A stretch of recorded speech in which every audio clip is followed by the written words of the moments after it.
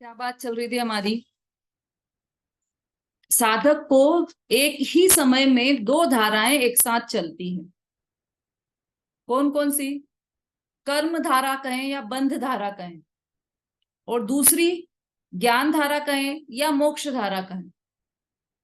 ये दोनों धाराएं एक ही समय में एक साथ ज्ञानी जीव के या साधक के चलती है। मतलब आत्मा में जितनी शुद्धता प्रकट हुई है उतनी निर्मल संवर निर्जरा है, और जितना राग है उतना बंध का कारण है। ठीक है, एक ही समय में दो है। यदि ये दो ना हो तो पूर्ण मोक्ष हो जाए या मिथ्या दृष्टि हो जाए। शुद्धता और अशुद्धता के समय में दोनों दोनों हैं। जितना आत्मा में शुद्ध श्रद्धा ज्ञान शांति ये सब प्रकट हुआ है ना, उतनी उतनी शुद्धता है। और जितना जितना अभी राग रहा है, राग धारा चल रही है ना साथ में, तो राग क्या रहा है कि मुनिराज को तो महाव्रतों का विकल्प है, महाव्रत पालन करने का विकल्प है, 28 मूल गुण पालन करने का विकल्प है। तो ये जो विकल्प है वो सब राग है। महाव्रत पालने का विकल्प राग है। तो ये सब कौन सी धारा है? ये सब बंध धारा है। भले शुभ बंध हो लेकिन है बंध। और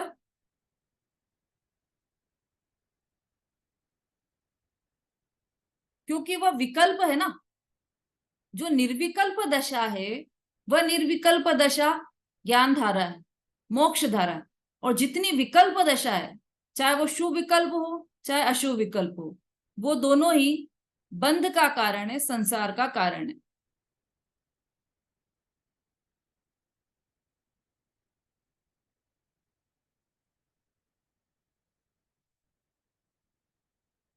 मिथ्यात्व में कितनी धारा है? मिथ्यात्व में तो एकांत एक ही धारा है। मिथ्यात्व और मिथ्यात्व ही है। सिर्फ मिथ्यात्व अज्ञान, बस ऐसी उल्टी ही धारा चलती है वहां पर। तो सम्यक दर्शन में शुद्ध और अशुद्ध धारा, दो ऐसी धाराओं का भेद पड़ता है। और मोक्ष में कितनी धारा है?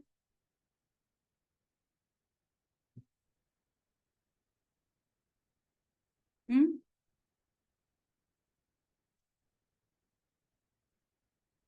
सम्यक दर्शन में दो धारा है, तो मोक्ष में तो और बढ़ गई होंगी ना।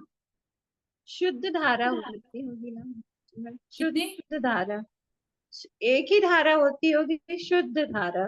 हाँ, तो भाई वो तो और प्रमोशन होना चाहिए ना। मोक्ष मार्ग के साधक हैं मुनिराज, तो मुनिराज से ज्यादा चीज होना चाहिए ना मोक्ष में तो। कि नहीं मुनिराज, हम्म। मुनिराज, हाँ मुनिराज में मुनिराज की दो धारा रहेंगी, शुद्ध और अशुद्ध धारा। क्योंकि मुनिराज को संवर निर्जरा के साथ साथ आश्रव बंध भी है ना, शुभ अशुभ विकल्प भी है उन्हें। महाव्रत आदि के विकल्प है, और मोक्ष में तो कोई भी विकल्प नहीं है। निर्विकल्प दशा का नाम मोक्ष है। इसलिए वहां पर अकेली एक शुद्ध धारा ही बहती है। अब प्रश्न ये है कि मंद कषाय हो तो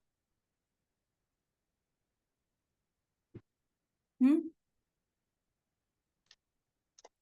तो जितने भी बंद मंद कषाय कषाय, हाँ मंद कषाय है, वह सब कर्म का ही चक्र है। वह सब मिथ्यात्व शुभ भाव है, और अशुद्ध अशुभ। भाव ही है। हाँ, मंद कषाय भी अशुद्ध भाव ही है। ये हमें ध्यान में रखना चाहिए। निचली भूमिका में शुद्धता के साथ अल्प शुभाशुभ भाव होते हैं। मतलब जितनी रागादि की अस्थिरता बाकी है उतनी तो अशुद्धता है। और सम्यक दृष्टि को भी और मुनिराज को भी दो धारा है। जितना राग है वो बंध का कारण है। वो ये भी जानते हैं कि हमारी परिणति में जितना जितना राग है वो सब बंध का कारण है। और जितनी स्वभाव की एकाग्रता है उतनी शुद्धता है, वह संवर निर्जरा का कारण है, मोक्ष का कारण। इसलिए सम्यक दृष्टि जीव स्वद्रव्य के आलंबन द्वारा, देखो स्वद्रव्य के आलंबन द्वारा अर्थात ज्ञान धारा द्वारा, आलंबन द्वारा जितने अंश में शुद्धता करता है उतने अंश उसे संवर होता है। मतलब जितने अंश में आत्मद्रव्य में चित्त लगाया, जितने अंश में शुभाशुभ एकाकार शुभाशुभ परिणामों से रहित हुआ, उतना उतना संवर है। और वह क्रमशः शुद्धता में वृद्धि करके पूर्ण शुद्धता प्राप्त करता है, वह संवर भावना है। ऐसी ये संवर भावना है। यह निर्जरा भाव अब ये इसके बाद निर्जरा भावना आएगी। देखो संवर भावना में जो ये संवर लही सुख अवलोके, ये इस पद का विशेष अर्थ बताया गया है। और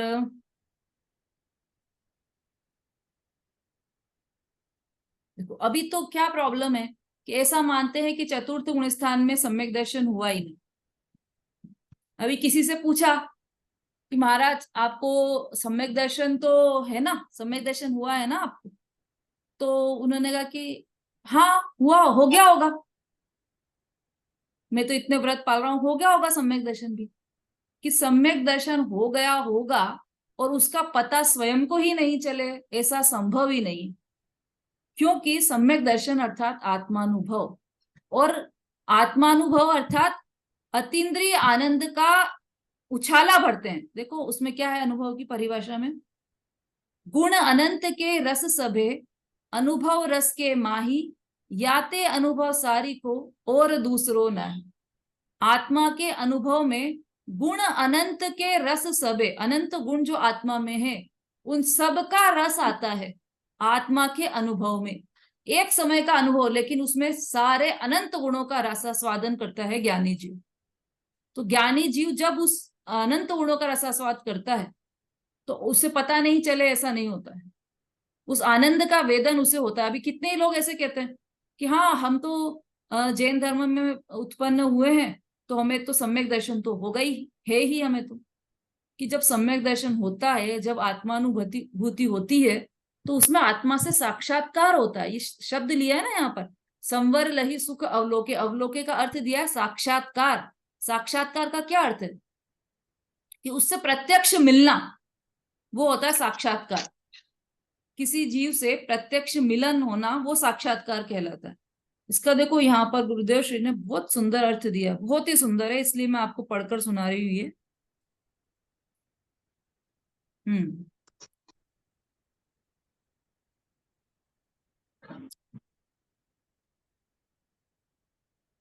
साक्षात्कार का अर्थ है प्रत्यक्ष।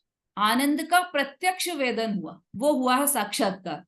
जो आनंद अंदर शक्ति में था, आत्मा में अतीन्द्रिय, देखो इसमें गुरुदेव श्री दो बातें निकालने वाले हैं, अभी देखना आगे आएगा। जो आनंद अंदर शक्ति में था, आत्मा में अतीन्द्रिय महा आनंद शक्ति में था, अप्रगट था, महाचित्त दिया, तो आनंद का अंश पर्याय, प्रगट पर्याय में आया। अभी तक उधर हमने देखा ही नहीं, जिधर आनंद पड़ा हुआ है, जिधर आनंद का खजाना है, आनंद का जो गोडाउन है, उस तरफ हमने दृष्टि नहीं की। और जैसे ही उधर दृष्टि की, उधर देखा, तो क्या हुआ कि उस आनंद का अंश हमें पर्याय में आया, उसका साक्षात्कार किया, अर्थात प्रत्यक्ष वेदन किया। वेदन प्रत्यक्ष किया मतलब वेदन कोई और करे और आनंद कहीं और आए, ऐसा नहीं है। प्रगट आनंद में सुधारस का स्वाद आया। संवर चीज कोई ऐसी नहीं है कि ऐसे ही संवर हो गया, हाँ हो गया होगा हमें संवर, ऐसी चीज नहीं है संवर। क्या है? संवर में आत्मा से साक्षात्कार हो गया। और साक्षात्कार का अर्थ क्या हुआ कि आनंद प्रकट हुआ, उस आनंद का वेदन हुआ। देखो दो चीजें अभी इसमें बताने वाले हैं गुरुदेव श्री। मैं इसमें से छांट छांट कर आपको बता रही हूँ।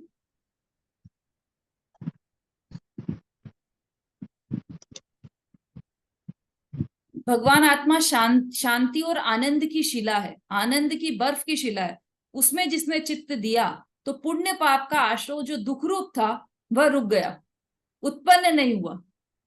नया आवरण भी उस प्रकार रुक गया। आत्मा में अतीन्द्रिय अनाकुल शांति का जो स्वभाव था, उसमें चित्त लगाया, उसका अर्थ एकाग्र हुआ। तो एकाग्र हुआ तो विकार में एकाग्र था, वह तो दुख था। विकार से हटकर चित्त यहाँ लगाया तो आनंद की पर्याय प्रकट हुई। उसका नाम सम्यक दर्शन ज्ञान चारित्र कहते हैं। जो आनंद की पर्याय प्रकट हुई है वो सम्यक दर्शन ज्ञान और चारित्र है।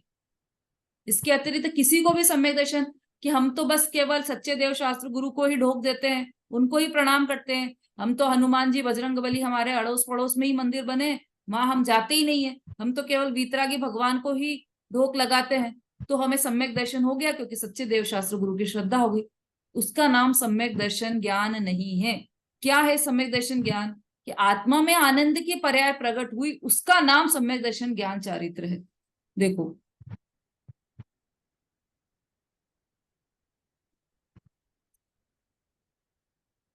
वो अभी मुझे मिल नहीं रहा है जिसमें दो बातें आई थी। देखो, इसको मैं शॉर्ट में बता देती हूँ आपको, दो बात कैसे हुई है। कि जैसे आत्मा की और दृष्टि की, ना, आत्मा कैसा है कि आनंद से भरा हुआ, जो स्व पदार्थ है वह आनंद से भरा हुआ है। तो उस आनंद की और दृष्टि की, तो पर्याय में आनंद का अंश प्रकट हुआ।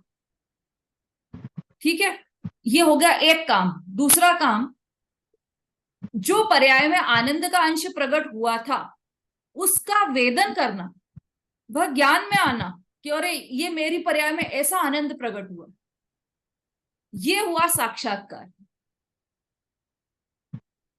तो ज्ञान है ना, जीव के पास तो ज्ञान है, उसको उसकी पर्याय में जो चल रहा है अभी, जैसे हमको समझ में आता है कि हम, मुझे ये राग हो रहा है, मुझे पुत्र के प्रति प्रेम है, ये राग है, मुझे उसके प्रति द्वेष है, ये मेरा द्वेष चल रहा है, उसके प्रति मुझे क्रोध है, ये मेरा द्वेष, से पकड़ में आता है। अगर हम विचार करें, चिंतन करें तो पकड़ में आता है।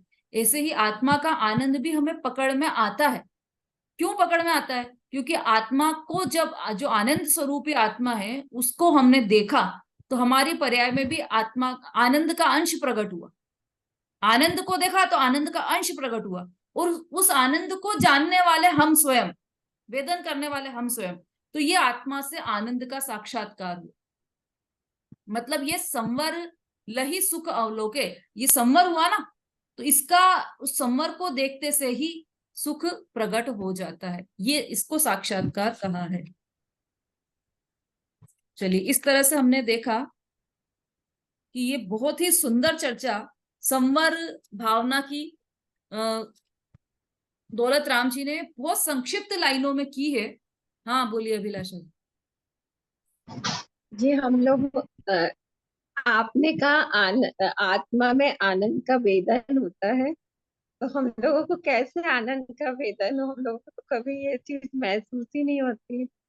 हम्म, अच्छा प्रश्न है, प्रैक्टिकल प्रश्न है, प्रैक्टिकल करना चाहिए कि हम बस बातें ही सुन के नहीं रह जाएं, हमें उसके लिए प्रयास करना चाहिए कि हमें भी आत्मा का आनंद प्रकट हो, क्योंकि हमें भी तो जाना है ना। ये तो डिसाइडेड है ना कि सबको मोक्ष जाना है, जितने लोग यहाँ बैठे हैं सबको सुख चाहिए।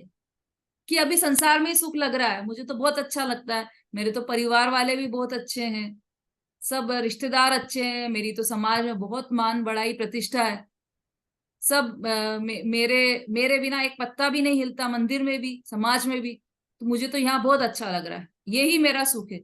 यदि ऐसा माना है तो अपने आप को बेड़ियों में जकड़ लिया है ना। यदि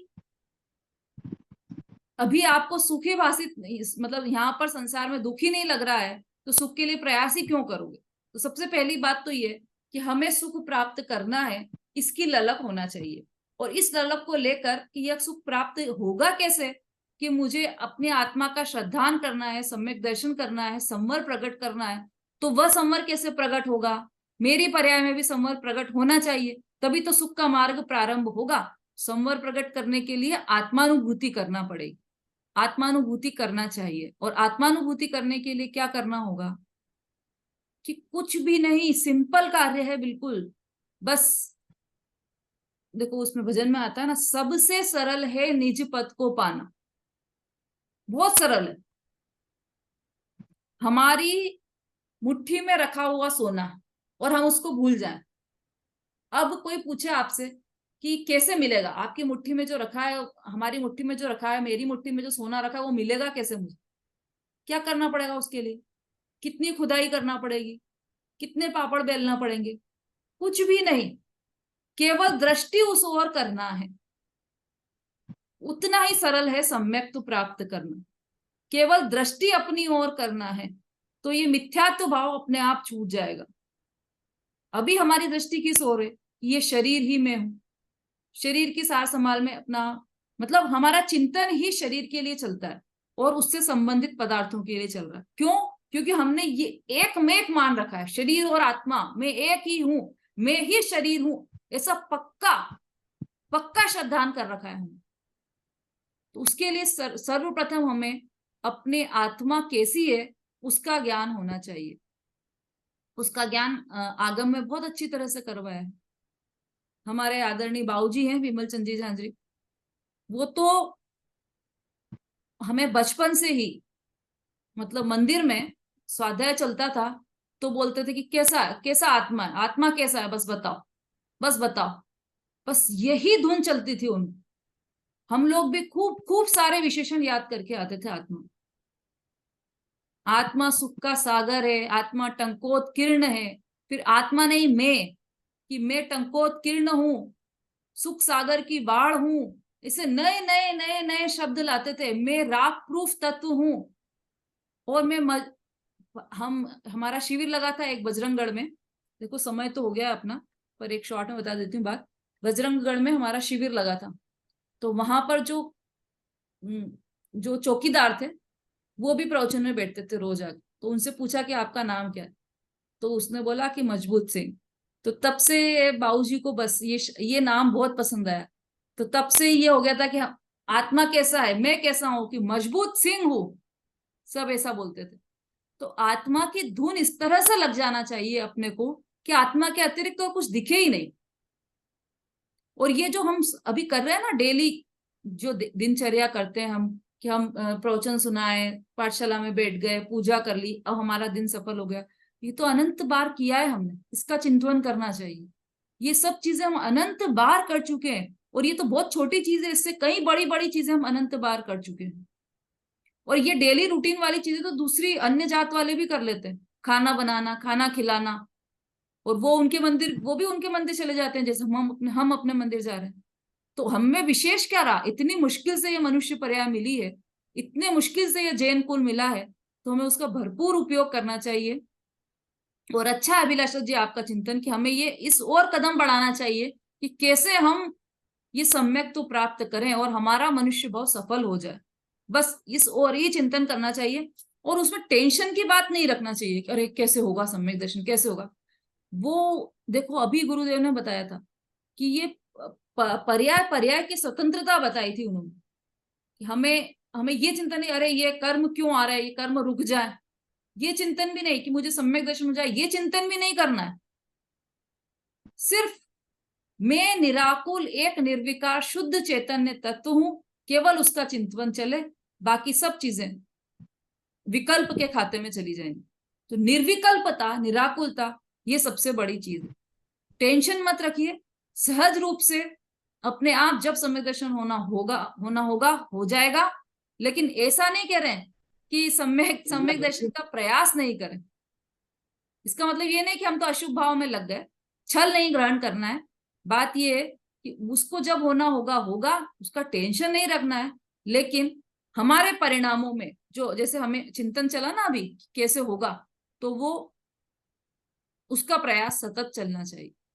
और यही है उसका तरीका, हम सब जो कर रहे हैं अभी, हम ये सब 12 भावनाएं पा रहे हैं, उसमें क्या चिंतन है, हर भावना में से चिंतन यही निकल के आ रहा है, एकत्व भावना है। तो मैं अकेला एक हूं, ऐसी एकत्व भावना, तो ये अपने स्वरूप का ही चिंतन 12 भावनाएं करवाती वास्तव में, ऐसा है। तत्व पर चिंतन है यह, पर थोड़ा इसलिए थोड़ा सूक्ष्म हो रहा है। बाकी बहुत सरलता से आगम का अभ्यास करना चाहिए। और पूज्य गुरुदेव श्री ने तो कहा है कि 1 घंटे स्वाध्याय करके अपने आप को धन्य नहीं मान लेना है, कम से कम 6-7 घंटे स्वाध्याय करो, ऐसा उनका आदेश था। बोलिए वीना जी। दीदी, जैसे सम्यक दर्शन की, जैसे आपने कहा ना, तो आनंद आता है, आनंद की अनुभूति होती है। तो जैसे चतुर्थ गुण स्थानवर्ती हैं, उनका जैसे सम्यक दर्शन छूट जाता है तो फिर भी आनंद की अनुभूति होती रहती है। सम्यक तो छूट गया तो फिर आनंद की अनुभूति नहीं होगी। सम्यक्त और आनंद पर्यायवाची शब्द है, सम्यक्त और संवर पर्यायवाची शब्द है। आनंद आनंद ही नहीं है, आत्मा का आनंद नहीं है, तो फिर आनंद आएगा कैसे उनको? सम्यक तो ही नहीं रहा। आत्मा का आनंद नहीं है इसलिए तो सम्यक तो छूटा। आनंद नहीं आ रहा है, सम्यक तो नहीं है, तो आनंद नहीं आएगा। जब तक सम्यक है तब तक आनंद आएगा, और तब तक ही दो तो धारा चले। सम्यक तो छूट गया तो उप- एकांत एक ही धारा चलेगी, कर्म धारा, एक कर्म धारा। तो उपशम सम्यक दर्शन के बाद फिर वो कहाँ मिथ्यात्व में चला जाता है? हाँ, मिथ्या अगर छूट गया तो मिथ्यात्व में चला जाएगा। तो लेकिन वो क्या है ना, एक बार हो गया तो फिर वो हाँ अर्धपुद्गलावर्तन तक हो। हाँ, तो आपका टाइम निश्चित हो गया कि आप इतने में तो अर्धपुद्गल, अर्धपुद्गल परावर्तन भी बहुत लंबा काल है, बहुत लंबा काल, अनंत काल निकल जाता है अर्धपुद्गल परावर्तन। तो उसमें तो कई बार मतलब उपशम सम्यक तो हो सकता है, लेकिन उससे ज्यादा नहीं होगा। एक बार सम्यक तो हो गया ना, तो उससे ज्यादा काल नहीं होगा, अर्धपुद्गल परावर्तन से ज्यादा काल नहीं होगा, इतना समझ लेना चाहिए। तो एक ही भाव में कई बार हो जाता है क्या हाँ उपशम हाँ, दर्शन? देखो ये कर्णानियों का विषय है, और अलग अलग आगम में अलग अलग कथन है, इसका अपन चर्चा बाद में करेंगे। अभी कोई भजन लेना चाहते हैं?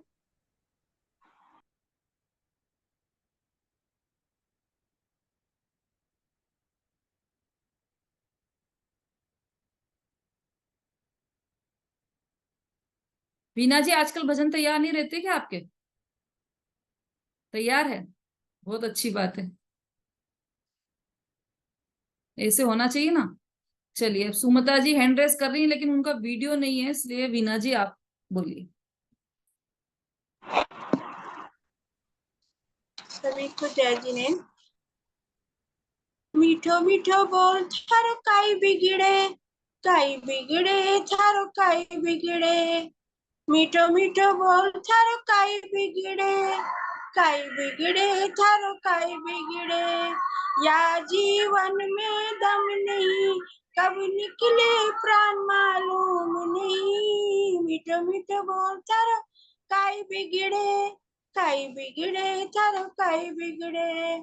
सोच सोच समझ ले स्वार्थ का है संसार, लाख जतन कर छूटेगा घर बार।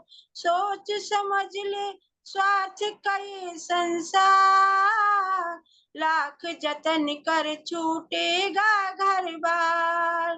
तू जान ले पहचान ले, तू जान ले पहचान ले, संसार किसी का घर नहीं। मीठो मीठो बोल थारो काई बिगड़े, काई बिगड़े थारो काई बिगड़े। प्रभु रर की महिमा है अपरंपार, डोलती नैया की है ये पतवार। प्रभु हर की महिमा है अपरंपार, डोलती नैया की है ये पतवार। तू जान ले पहचान ले, तू जान ले पहचान ले, संसार किसी का घर नहीं। कई बिगड़े थारो काई बिगड़े, संसार किसी का घर नहीं। भक्ति की जो ज्योति जलाएगा, कर्मों से वो मुक्ति पाएगा। भक्ति की जो ज्योति जलाएगा, कर्मों से वो मुक्ति पाएगा। तू जान ले पहचान ले, तू जान ले पहचान ले, संसार किसी का घर नहीं। मीठा मीठा बोल थारो काई बिगड़े, काई बिगड़े थारो काई बिगड़े। जय दिन। बहुत बढ़िया, बहुत अच्छा गाया वीना जी आपने। इसमें एक लाइन मिसिंग है, संसार किसी का घर नहीं, कब निकले प्राण मालूम नहीं, मीठो मीठो बोल थारो अच्छा। इसलिए आपकी राग नहीं बैठ पा रही थी। बहुत अच्छा भजन है। एक सूचना है, अभी जो हमारी ये 12 भावनाएं चल रही हैं, उसमें अब अगली भावना कौन सी आने वाली है? निर्जरा भावना। हाँ, बहुत ही इंपॉर्टेंट भावना है। तो आप लोग सभी उसका मैसेज बनाकर सभी ग्रुप्स में फॉरवर्ड कर दीजिए। जैसे निशा जी हैं, कुछ लोग तो बहुत डाल देते हैं, अभिलाषा जी तो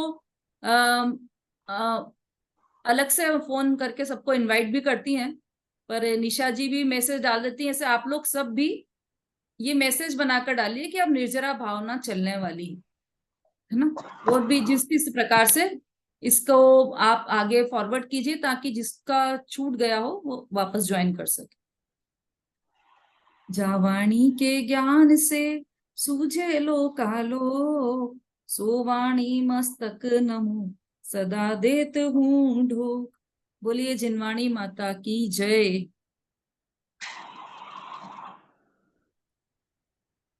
दीदी क्या क्या क्या लाइन बोली थी अभी आपने इससे आगे?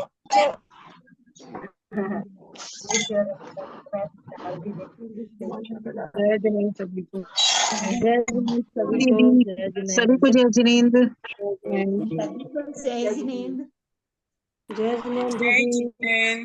जय वो लाइन दोबारा बोलना, संसार